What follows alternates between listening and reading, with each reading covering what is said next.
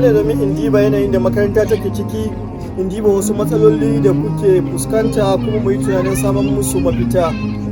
Na zo na iske kuna da matsalar ruwa, sai kun fita waje kuke samun ruwa, sannan kuma akwai matsalar wutar lantarki.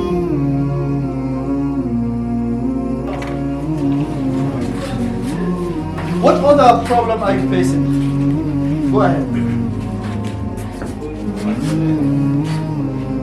Your toilet is small. So you want so you need more toilets. You need more toilets. Inshallah, we will look into that. Inshallah.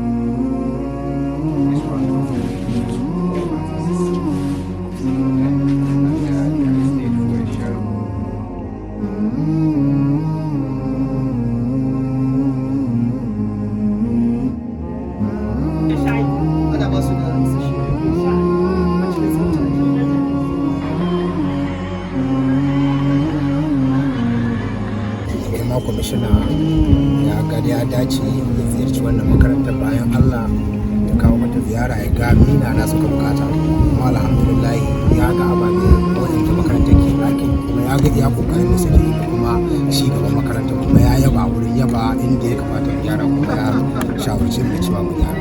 Insha Allah za mu gyara, za ku samu ruwa. Insha Allah za ku daina fita waje neman ruwa, za ku dinga samun ruwa cikin makaranta. Kuma insha Allah za mu yi kokari mu yi tunani da za a samu ku sola ya kasance kuna da wuta. Na kuna da matsala a library din ku babu inda ake akantar littattafai, za mu tanadar muku, za mu samu muku insha Allah. Abinda nake so ku dinga wa gwamnati addu'a da mai girma gwamna, za ku yi? Ku yi ta wa mai girma gwamna addu'a da gwamnati addu'a, Allah ya ba su sa'an mulki, Allah ya ba aza su ga dubarar da ke amfanin su. Duk wanda ya yi alƙawarin zai yi wannan addu'a ya daga hannu.